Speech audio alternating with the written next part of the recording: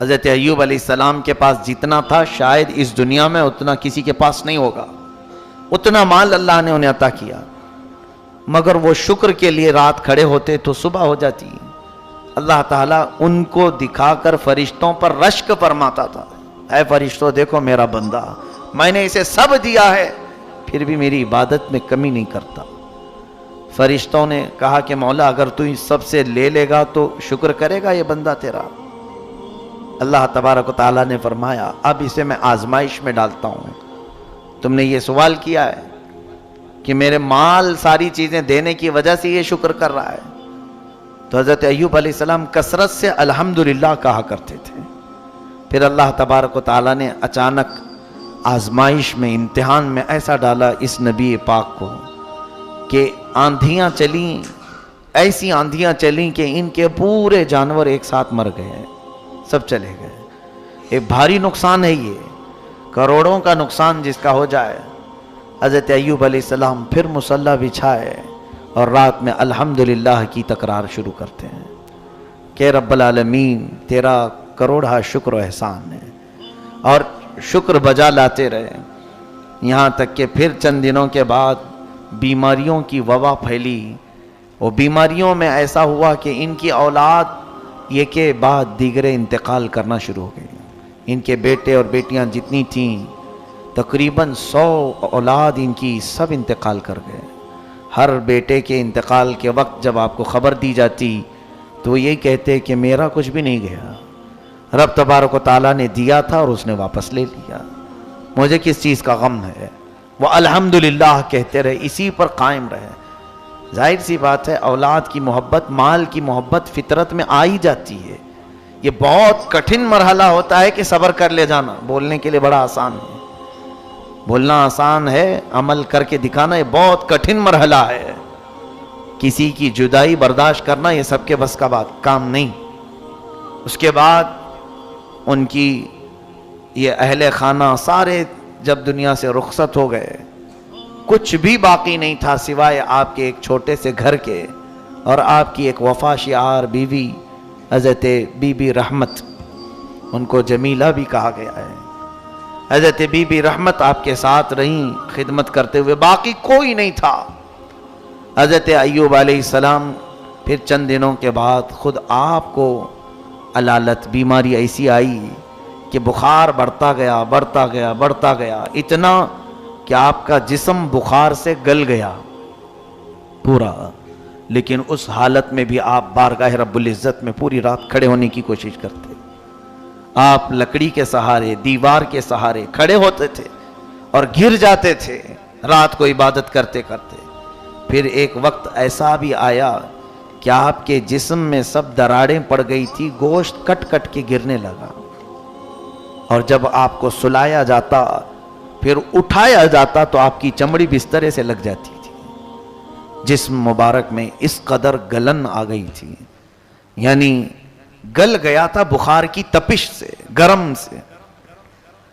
اس حالت میں آپ سوئے رہے، پھر اب کھڑے ہونے کی بھی طاقت نہیں تھی، تو لیٹے ہوئے اپنی زبان سے الحمدللہ الحمدللہ کہتے رہے، ایک دن بھی شکایت نہیں کی، ایک دن بھی نہیں کہا میرا تو سب لٹ گیا، میں کیا تھا، کیسا تھا، کہاں آ گیا، کچھ بھی نہیں۔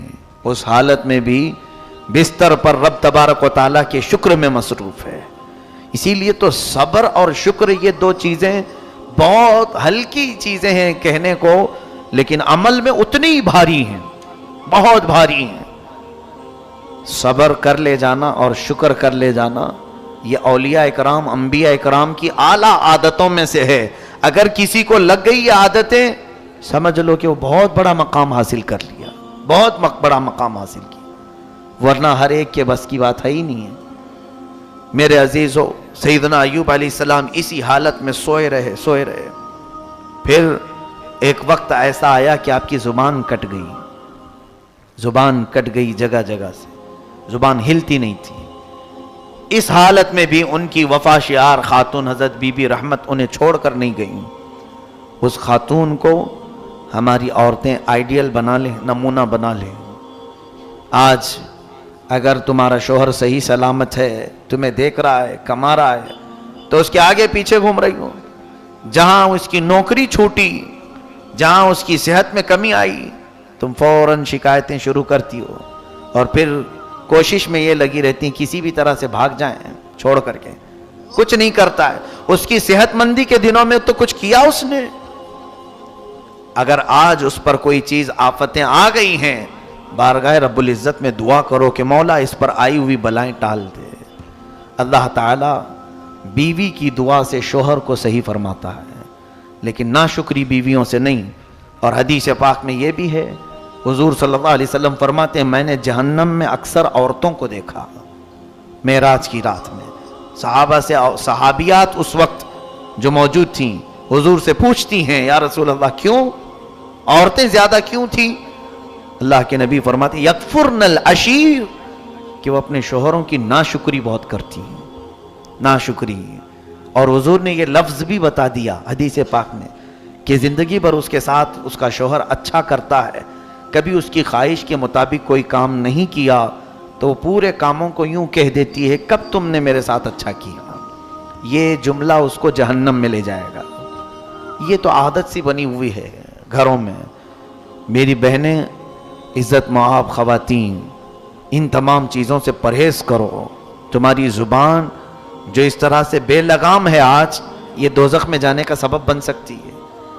اپنے شوہر کے متعلق اللہ تعالیٰ نے جب یہ تمہارا جوڑا لکھ دیا ہے، صبر کر لے جاؤ، بہت بڑا تمہارے لیے اجر ہے.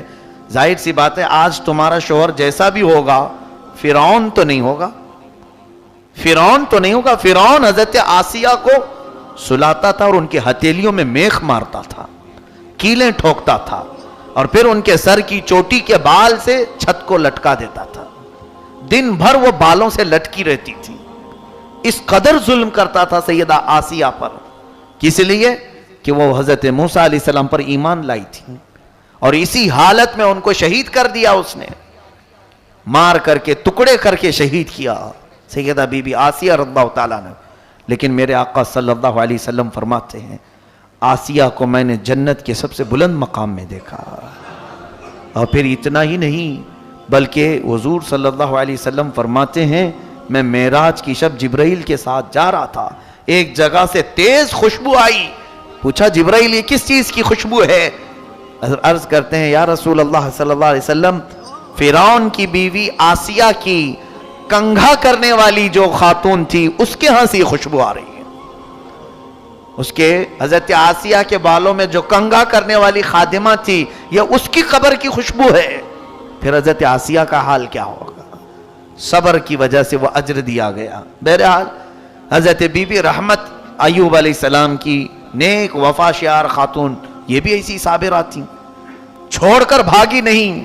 اس حالت میں بھی اپنے شوہر نامدار کے ساتھ خدمت میں لگی رہی، خدمت کرتی رہی.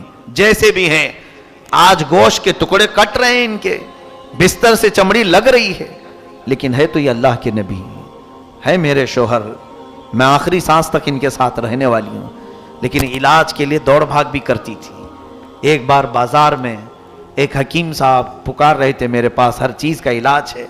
یہ دوڑی دوڑی چلی آئیں، پوچھا اپنے شوہر کی بیماریاں سب بتائیں، ایسے ایسے میرے شوہر کی تکلیف ہے، کیا ان کا علاج ہو سکتا ہے تمہارے پاس؟ اس حکیم نے کہا بالکل ہو جائے گا، چٹکی میں علاج کروں گا. در حقیقت وہ ابلیس تھا، شیطان مردود تھا. اس نے یہ جان بوجھ کر کے جال بنایا تھا کہ آخر وقت وہ بہتوں کا ایمان چھین لیتا ہے. کہا اے خاتون تیرے شوہر کا علاج تو میں کر دوں گا، اجرت کیا لوگے؟ کہا اجرت میری کچھ بھی نہیں ہے، معاوضہ بس اتنا کہہ دینا کہ شفا دینے والا تو ہی ہے. وہ مجھے اتنا مان لے کہ میں شفا دینے والا ہوں. عورتوں کو کبھی کبھار محبت میں جب غالب ہوتی ہیں تو کچھ سمجھ میں بھی نہیں آتا ہے. اندھا دھند جیسے آج بھی بچوں کی محبت میں عورتیں بہک جاتی ہیں. ارے کہیں سے تو علاج ہو جائے، میرا بچہ بچ جائے. یہ نہیں ہے ایمان. میرا شوہر بچ جائے، میں کچھ بھی کر لوں، چاہے مندر جانا پڑے، چاہے کہیں مجھے سر ٹیکنا پڑے، میرا بچہ بچ جائے. نہیں، کفر و شرک کر کے اگر تم کسی کو بچا سکتے ہو تو پھر کس خاک کی زندگی جی رہے ہو؟ یہ نہ ایمان ہے نہ اسلام ہے. یہاں تمہاری آزمائش ہے. یہاں تمہارا امتحان ہے. اپنی چاہے سخت بیماری ہو یا اپنے عزیزوں کی، حرام راستہ تم اختیار کر ہی نہیں سکتے. نہ کرو جب تک ہو سکے. بیماری کس نے دی تمہیں؟ اللہ نے. اور شفا کون دے گا؟ اللہ. یہ عقیدہ بس کافی ہے. مجھے جو بیماری پہنچی ہے وہ اللہ کی طرف سے آئی، اور شفا بھی اللہ ہی عطا کرے گا. اس عقیدے پر قائم رہو بس. حضرت بی بی رحمت غلط جگہ پر پہنچ گئی تھی لیکن انجانے میں، اور انہیں اپنے شوہر کی محبت تھی. ان کو خیال بھی نہیں آیا کہ کیا گمراہ کرنے کی بات کیا ہے، کچھ نہیں سوچا. انہوں دوڑتی دوڑتی آئی اپنے شوہر سے کہہ دیا اب آپ کا علاج ہو جائے گا، اب گھبرائیے مت، میں نے اچھا ڈاکٹر تلاش لیا ہے، اچھا حکیم مل گیا ہے. کہا کیا؟ کہاں سے حکیم ملا؟ کہا بازار میں ایک بہت بڑے بزرگ ہیں، اچھے حکیم ہیں. کہا اجرت تم کہاں سے دو گی؟ ہمارے پاس تو کچھ ہے نہیں. کہا نہیں، وہ اجرت بھی نہیں لیں گے. انہوں نے اتنا ہی کہا ہے کہ بیماری صحیح ہونے کے بعد آپ اتنا کہہ دیں کہ شفا دینے والا تو ہے. جلال میں آ گئے ایوب علیہ السلام بیماری کے عالم میں. کہا اے جمیلہ تم کسی حکیم کے پاس نہیں، ابلیس لعین کے پاس گئی تھی. اللہ کی قسم سنو، ایوب علیہ السلام قسم کھاتے ہیں، اللہ کی قسم اگر میں صحیح ہو گیا تو تجھے 100 کوڑے ماروں گا. بیماری میں ایک ہی عورت ساتھ رہی ہے، کوئی نہیں ہے. اس کے باوجود یہ ایمان کی اعلیٰ مثال اگر کہیں ملتی ہے تو نبیوں کے دربار میں. انہوں کو کسی سے کوئی پرواہ نہیں ہے کہ یہ چھوڑے گا وہ چھوڑے گا، مجھے کچھ نہیں. مخلوق سے ان کی کوئی پرواہ ہی نہیں ہوتی. وہ نبی اللہ تھے، اللہ کے نبی تھے. ان کا عقیدہ تو اپنے رب کے ساتھ بڑا مضبوط تھا. جاتا ہے کوئی تو جائے، میرا مولا مجھے پرورش کرے گا. بی بی رحمت کو آپ نے قسم کھا کر کے کہا، تب بھی وہ بھاگ کر کے نہیں گئیں. ایک تو بیماری میں تمہارا اچھا کرنے گئی اور الٹا تم مجھے مارنے کی بات کر رہے ہو، اور وہ بھی قسم کھا لیا کہ مجھے 100 کوڑے مارو گے. اگر اس زمانے میں کسی خاتون کو کہہ دیں تو وہ پورا بکھیڑا کھڑا کر دیں، ہمیں کھلا چاہیے، طلاق چاہیے، مجلس بٹھاؤ، میٹنگ بٹھاؤ، بہت سارے معاملات. یہاں پر ایک چیز سیکھنے کو ملتی ہے کہ اگر ایمان میں مرد مضبوط ہو، اپنی عورتوں کے متعلق یہ کہہ دے چاہے ہمارے گھر میں کچھ بھی ہو جائے، غلط راستے کے ذریعے سے کوئی چیز ہمارے گھر نہ پہنچے گی. بس اس پر آپ قائم رہیں. دیکھیں پھر آپ کی اولاد بھی، آپ کا گھرانہ بھی اس طرح سے چلے گا کہ اللہ تبارک و تعالیٰ سارے صالحین آپ کی نسل میں پیدا فرمائے گا. لیکن ہم مجبوریوں کے عالم میں یہ سوچ لیتے ہیں کہیں سے بھی آ رہا ہے چلا لو. یار آج غربت ہے، تنگی ہے، کہیں حرام کا آ رہا ہے چلا لو. بہت سارے لوگوں کے گھر اس طرح سے تباہ و برباد ہو گئے. یاد رکھنا، کبھی تم مالدار تھے، بڑے پیسے والے تھے، جیب میں ہمیشہ مال بھرا رہتا تھا، اچانک ایسی بندش لگ گئی کہ اب کچھ بھی نہیں آتا، خال خال پھر رہے ہیں. ایسے حالت میں تمہارا امتحان چل رہا ہوتا ہے. اب تمہاری بیویاں اگر صابرہ ہوں تو کہیں گی کہ چھوڑو، اچھے دن بھی ہم نے دیکھے ہیں، یہ برے دن بھی ٹل جائیں گے، اللہ تعالیٰ پھر اچھے دن لے آئے گا. لیکن اگر کوئی یہ کہنا شروع کر دے خالی خالی پھر رہے ہو، کیسے چلے گا، جاؤ کہیں سے منہ مار کے لے آؤ. پھر اگر وہ منہ مارنے کی بات آئے تو کسی کو دھوکہ دے، کسی کو ٹوپی پہنائے، کسی کو جھوٹ بولے، کہیں سے سود سے حاصل کرے، چوری سے حاصل کرے، ڈکیتی سے حاصل کرے. مال آیا تو یہاں دو کی ذمہ داری. اگر بیوی گھر میں لے آئی تو شوہر کی ذمہ داری یہ پوچھے کہ کہاں سے آیا، پوچھے نہیں، ارے کہیں سے تو لے کے آ رہی ہے، کچھ تو کر کے لا رہی ہے، گھر چل رہا ہے نا. اور اگر شوہر لا رہا ہے ایسے تنگ دستی کے دنوں میں تو عورت کی ذمہ داری ہے پوچھے کیا میاں آپ کو کام لگ گیا، حلال ذریعے سے مال آ گیا آپ کے پاس. کیونکہ یہ وقت، یہ سچویشن ایک دوسرے کا مدد کا ہوتا ہے، تعاون کا ہوتا ہے. جب غربت اور تنگ دستی ہمارے اوپر چھا جائے، کہیں سے آمدنی کے ذرائع نہیں نظر آ رہے ہیں، تو اس وقت دونوں کی ذمہ داری ہوتی، ایک دوسرے کا تعاون کریں اور پھر جانچ پڑتال بھی کرتے رہیں. اتنے دن سے تو سوکھا سوکھا تھا، اب کہاں سے آ گیا، کہیں کوئی غلط راستے سے تو نہیں آیا. کیونکہ اچھے دنوں میں غلط راستے پر جانے کے چانسز کم ہوتے ہیں، غربت اور تنگ دستی میں غلط راستے پر جانے کے بہت چانسز ہوتے ہیں. چور اکثر مال سے پریشان ہو کر کے کرتے ہیں. جسم کا دھندا کرنے والے غربت سے تنگ آ کر کے کرتے ہیں. ڈکیتی کرنے والے، اپنا جسم بیچنے والے، یہ تمام جو گناہ آج منظر عام پر آتے ہیں، اس کے پیچھے اگر کوئی سبب ہوتا ہے تو وہ تنگ دستی ہے. غریبی، پیٹ، بھوک انہیں لے آتی ہے بہت سارے کاموں میں. کئی ایسے مسلمان بچیاں اور مسلمان بچے چلے گئے بہت سارے، کس کام میں لگے ہیں؟ معاذ اللہ رب العالمین. پچھلے سال کی بات ہے، مجھے ایک صاحب نے بتایا تھا کہ یہ اپنے جسم کو بیچنے کے کام شروع کر چکے ہیں کہ انہیں اس کی نمائش کے، اس کے استعمال کے اچھے خاصے پیسے دیے جاتے ہیں. اے میرے عزیزو، کہ اللہ تعالیٰ کی یہ امانت تمہیں اس کام کے لیے استعمال کے لیے دیا ہے مولا نے، اس غلیظ کام کے لیے جس میں اگر تمہارے عیب رب تبارک تعالیٰ کھولے تو معاشرے میں رہنے کے قابل نہ ہو. اللہ تعالیٰ ہماری تنگ دستی اور غربت میں ہماری حفاظت فرمائے. حضرت ایوب علیہ السلام کی خاتون ذرا غلط راستے، غلط حکیم کے پاس چلی گئیں تو آپ کا جوش ایمانی تو دیکھو، قسم کھا لیا کہ اگر میں صحیح ہو گیا تو تجھے کوڑے ماروں گا، 100 کوڑے ماروں گا. انہوں نے توبہ کر لیا، نہیں مجھ سے بھول ہو گئی، میں آپ کی محبت میں سمجھ ہی نہیں پائی کہ وہ کیا کہا.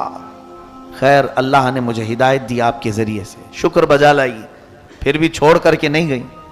اب دیکھیں اب پوزیشن یہ آئی کہ حضرت ایوب علیہ السلام کے ذکر کرنے کے لیے جو زبان تھی وہ زبان بھی لڑکھڑا گئی. زبان میں ایک روایت میں ہے کہ 8 ٹکڑے ہوئے تھے، کٹے ہوئے، بیچ میں سے دراڑیں تھی. اب وہ زبان ہل نہیں پا رہی تھی جو الحمدللہ کی تسبیح ہے. اے میرے عزیزو، اتنی بیماری اللہ نے کسی کو دیا آپ میں سے، اس کے باوجود شکایت کی زبان کتنی لمبی ہے ہماری. اب حضرت ایوب علیہ السلام کا جملہ سنیں، کہتے ہیں ربی انی مسنی الضر وانت ارحم الراحمین. اے اللہ، یہ ضر، یہ تکلیف میری زبان کو لگ تو رہی ہے لیکن تو ارحم الراحمین ہے، تو سب سے زیادہ رحم کرنے والا ہے. اتنا ہی جملہ میرے مولا کو بھا گیا. اللہ فرماتا ہے فاستجبنا له فکشفنا ما به من ضر، ہم نے فوراً قبول کر لیا اور جو کچھ اسے تکلیف پہنچی تھی سب دور کر دیا. کیسے؟ اللہ تعالیٰ فرماتا ہے ارکض برجلک، اے ایوب اپنا پیر ہلاؤ، پیر زمین پر مارو. آپ نے پیر زمین پر مارا تو ایک نہر اس میں سے جاری ہوئی، ایک بڑی نہر وہاں سے کھل گئی. اللہ کا حکم ہوا اس نہر کے پانی سے نہا لو. حضرت بی بی رحمت نے انہیں نہلایا. نہا کر کے جیسے فارغ ہوئے تو دیکھا بدن سے ساری بیماریاں ختم ہیں. اللہ جو بیماری دیتا ہے وہی صحت دینے پر بھی قادر ہے. بالکل آن واحد میں ایوب علیہ السلام کو صحت کاملہ ملی، تندرستی آئی. آپ حشاش بشاش طبیعت کے ساتھ تھے، لیکن اللہ تعالیٰ فرماتا ہے اور ایک پیر زمین پر مارو. آپ نے دوسرا پیر زمین پر مارا تو اللہ تبارک و تعالیٰ فرماتا ہے آتیناہ اہلہ ومثلہ معہم، ہم نے ایوب کو اس کی پوری اولاد دوبارہ زندہ کر کے دے دی، بلکہ اتنی ہی مال اور ہم نے اسے دے دیا جو پہلے تھا. حضرت ایوب علیہ السلام آزمائش میں کامیاب ہو گئے، امتحان میں کامیاب ہوئے. اب رب تعالیٰ نے فرشتوں سے فرمایا اے فرشتوں، تم کہتے تھے کہ میں نے اسے مال بہت دیا اس لیے یہ عبادت میں رہتا ہے، کیا تم نے دیکھا اس کو بیماریوں کی اعلیٰ درجے تک میں نے تکلیف دے دی، پھر بھی اس کی زبان لڑکھڑائی نہیں شکایت میں، میرے شکر میں ہی یہ بندہ رات گزارتا رہا. حق ادا فرمایا سیدنا ایوب علیہ السلام نے. لیکن اب اس کے بعد کی بات دیکھیے، حضرت ایوب علیہ السلام قسم کھائے تھے بیماری میں. اب وہ کوڑا مارنے کے لیے بیٹھ بھی گئے. بی بی رحمت کو کہا کہ میں نے قسم کھا لیا. قسم کو معمولی مت سمجھیں جو روزمرہ آپ کھا لیتے ہیں. قسم کھانے کے بعد اگر کوئی پوری نہیں کیا تو قرآن کا حکم سنیے فَكَفَّارَتُهُ إِطْعَامُ 10 مساکین. پھر اسے 10 مسکینوں کو کھانا کھلانا پڑے گا، یا پھر کپڑے پہنانے پڑیں گے، او کسوتوں او تحریر رقبہ فمن لم یجد فصیام 3 ایام، اور اگر 10 مسکینوں کو کھانا نہیں کھلا سکتا تو قسم توڑنے کے کفارے میں اسے 3 روزے رکھنے پڑیں گے۔ یہاں پتہ نہیں کتنے لوگ صبح سے شام تک ماں کی قسم، باپ کی قسم، اس کی قسم، اس کی قسم، یہ عادت سی ڈال لی ہے۔ اور حدیث پاک کے الفاظ یہ بھی سن لیجئے کہ منافق کی علامت یہ ہے کہ وہ ہر بات پر قسم کھایا کرتا ہے۔ منافق کی علامت کہ وہ اپنے کاروبار میں بیچنے کے لیے قسم کھا کر کے بیچتا ہے۔ لا تجعلوا اللہ عرضۃ لایمانکم، اللہ کو اپنی قسموں کا نشانہ نہ بناؤ، اللہ فرماتا ہے۔ قسم کھانے کی جو ضرورت ہے وہ بہت الگ چیز ہے، جہاں یقینی بات کہی جاتی ہے وہاں پر قسم یاد کی جاتی ہے۔ اب سنیے، نبی کی قسم ایسے نہیں ہوتی کہ کھا لیے اور چھوڑ دیے، ایسا تو چلتا رہتا ہے نا، اس کو پورا کرنے کے لیے بیٹھے۔ اب 100 کوڑے عورت کو ماریں گے تو مری جائے گی۔ بی بی رحمت اور اتنی وفا شعار خاتون کی بیماری میں بھی ساتھ نہ چھوڑی، لیکن کیا ہے، حضرت ایوب علیہ السلام نے جو کوڑے مارنے کی قسم کھائی اس کو پورا کرنے بیٹھے ہی تھے کہ اللہ تعالیٰ کو رحم آیا، مولا تعالیٰ نے جبرائیل امین کو بھیجا، کہا ہے جبرائیل جاؤ، میرا بندہ اپنی قسم پوری کر کے رہے گا، کیونکہ انہوں نے قسم یاد کی، قسم کھایا ہے تو یہ پوری کر کے رہیں گے۔ ان سے کہہ دینا خذ بیدک ضغطا فاضرب به ولا تحنث انا وجدناه صابرا۔ اللہ فرماتا ہے ایوب سے کہنا ایک جھاڑو لے لے جس میں 100 کاڑیاں ہوتی ہیں، ایک بار بی بی رحمت کو مار دے، اس کی قسم پوری ہو جائے، 100 کوڑے کے برابر۔ یہ رب تبارک و تعالی ہے، جب وہ چاہے اپنے معاملات میں تخفیف اور آسانی بھی فرما دے۔